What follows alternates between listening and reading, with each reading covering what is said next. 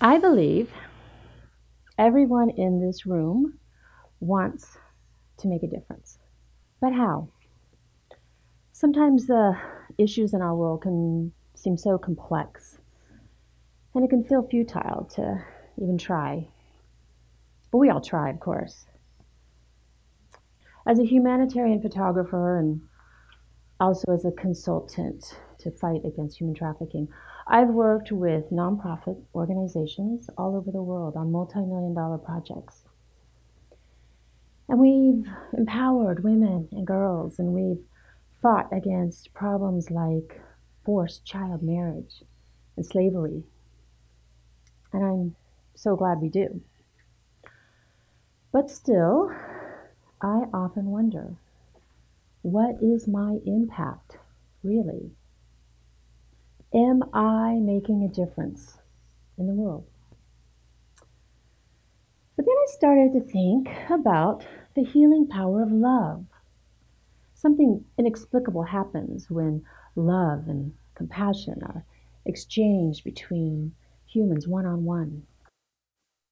When every statistic is a face and a heart. And that's when I thought, what if I were to think of love as my very own superpower? A superpower I could use to heal the world. Love is an action verb, right? Superheroes are action heroes, so love is something that we do. And that's when I realized that we are all superheroes. And our superpower is love. In the spring of 1999, dating myself now, I made a decision that would change the course of my life forever.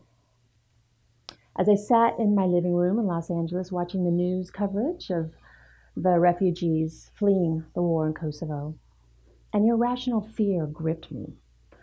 I thought to myself, this is going to be out of the news in 2 weeks, and I'm going to forget, just like everyone else.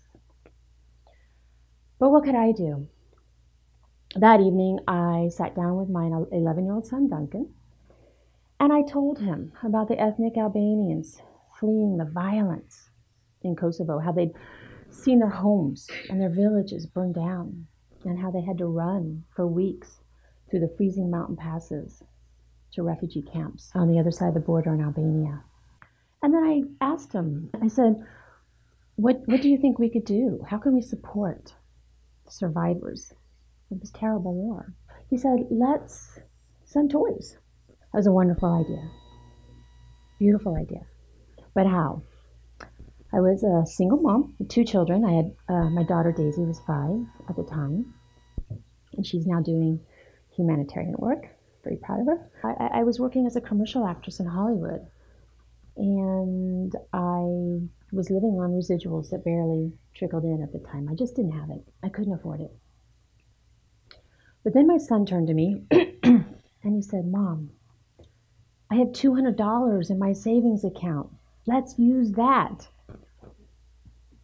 That's love. When an 11-year-old chooses to spend his entire life savings on toys for children that he's never met, I'd say he was using his superpower. So, my big-hearted son and I went shopping. But meanwhile, I discovered that Albania was in a state of anarchy. And with the chaos and the corruption, there was pretty much no chance those toys were going to make it into the refugee camps for which they were intended. There was only one way to ensure their safe passage. They'd have to be hand-delivered. So what I did next can only be described as, well, a temporary loss of sanity. Or a bizarre vacation, which has continued to this day. Over the next month, I got our passports, we got immunized, and I somehow managed to rent out my tiny Hollywood house for precisely 1 month. This was before Airbnb. And I took my rent money and I bought 2 airline tickets. And with a cheap film camera, remember film? With a broken light meter, and a fake press pass, and a lens that was massive. It looked like a bazooka, not ideal for a war zone. And with that, we took off, and we embarked on what would become the most important trip of our lives. It was June, and NATO had just started their bombing campaign.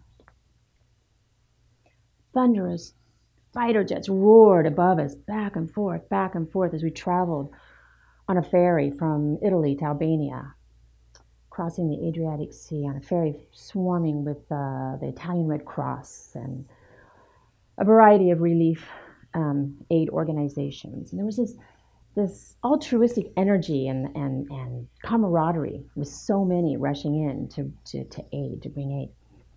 But there was also a very real sense of danger, and this is when it really hit me what I was doing. I was going to a war-torn third world country to deliver toys to refugees with my young son. Was I crazy? And when we arrived, the first 3 rows of tents were occupied by Kosovo prisoners. 3 days earlier, they had been released from a Yugoslav prison camp, essentially a concentration camp, where they had been starved and tortured for being Albanian. It was intense, and I was too intimidated to talk to any of them. So I moved on to the next section of tents, which were set aside for families, although I mostly only saw mothers and children standing around looking traumatized, shocked, worn out. But the first refugee that I spoke with was an 81-year-old man named Zaimer Jusufi. Zaimer's 2 sons and 11 grandchildren were still missing.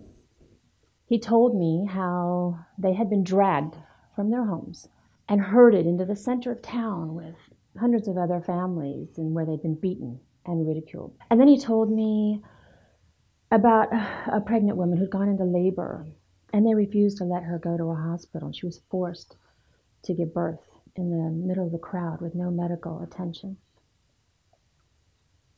And then they held up a 6-month-old baby. And they shot him in the head. Now will you leave? They laughed. Zaimer had to walk for 35 days through the mountains, 81 years old. And then when he arrived at the border, he had to wait for 3 more weeks, hoping to find his children. I tried not to cry, like I'm trying not to cry right now. I couldn't hide my tears. I felt like my heart would fall out of my chest. What could I do? What could I do? I had nothing. What could I offer him? I was just a mom, pretending to be a photographer. All I could do was hold his hand and listen. The stories we heard in the refugee camps were devastating and not particularly appropriate for my son to witness. But what really shocked me was my own lack of awareness. I was educated. I thought I was aware, but I could never go back to being who I was after having seen firsthand the reality of ethnic cleansing. Standing in that camp with my son by my side, I vowed to do whatever it took to become a voice for all victims of human rights abuses. As you can imagine, that decision changed my life. After that, I just threw myself into every conflict zone and every humanitarian crisis I could find, which was interesting on my income.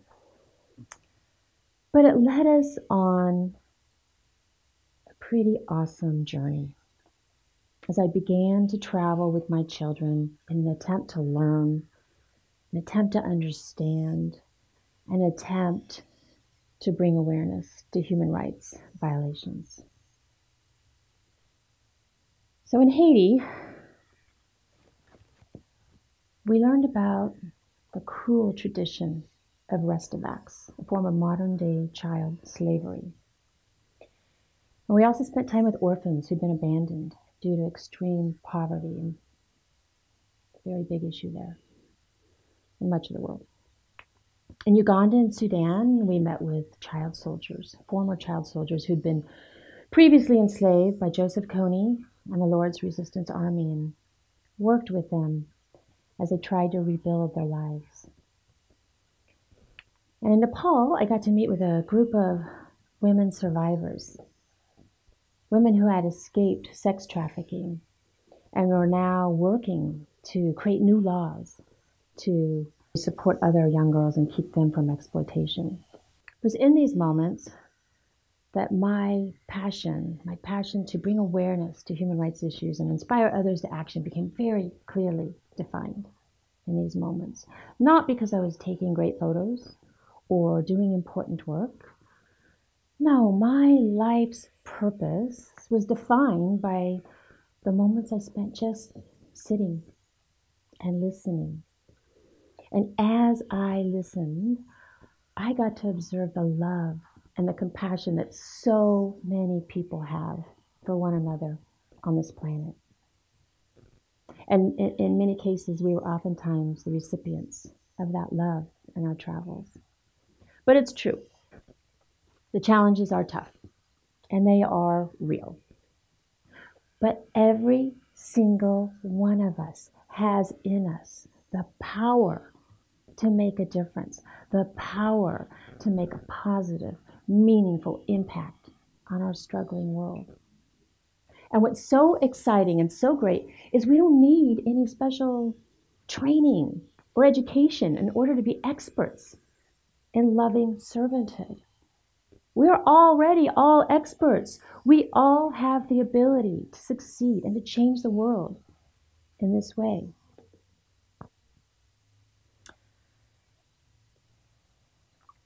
There was an interesting study done where the homeless were asked, what is the hardest part about living on the streets? Overwhelmingly, they crossed off the box that said other. And they wrote, not being seen, being invisible, feeling like I don't matter. Not being seen or heard was worse for them than being cold and hungry. We all need to know that we matter. So, during the Kosovo War, I printed up a fake press pass and I brought my son to the refugee camps. I had no clue what I was doing. Do you think he's flirting with me or laughing at my ridiculous lens? I wasn't yet an expert in human trafficking or in photography. My son just wanted to bring toys or give toys to the children to ease their pain, which was amazing, by the way, to see him, 11 years old, out there passing out toys and connecting with these kids. And they were so appreciative and so excited. And I just wanted to let the refugees know that we care and that we wouldn't forget them. I believed that somehow that mattered. And I still do. I've now traveled to over 70 countries, mostly in the developing world, on humanitarian projects, and I'm proud of the work that I do. But still, I believe that my greatest moments, my best impact, my best contribution was in the moments where I spent just engaged with people one-on-one, giving them a chance to share their personal stories, their personal struggles, giving them a voice. Because I know that all humans need to know that they matter. And I know, and we know, that all people need to be loved. And we all have the potential for greatness, absolute greatness, when it comes to loving others proactively. I like to think that I've matured a little since that first trip to Albania years ago.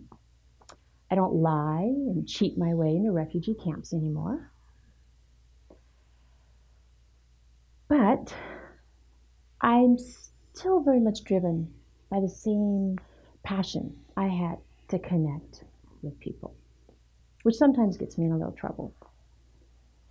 Actually, last year, I did sneak into a Rohingya village in Myanmar. Foolishly, I tried to ride a rented bike with flat tires around the military checkpoints. I tried to sneak around on an extraordinarily hot day, and once I arrived in the village, I was passing out from heat exhaustion. Just a little embarrassing. But when I arrived, the Rohingyas were there to take care of me, and they were so kind and so gracious as they nursed me back to health and gave me water and cooled me off and shared their food with me. And then they shared with me their own stories of ethnic cleansing. A few months ago, I heard that their village may also have been burned down to the ground by the military, and I hate not knowing the friends I made that day are okay. But I'd like to say to the Rohingya Muslims that I had the honor of meeting that day. We have not forgotten you. Many, I hope you know that many are fighting for your rights and for your freedom. We hear you and we see you. Never, never underestimate the power of bold, proactive love.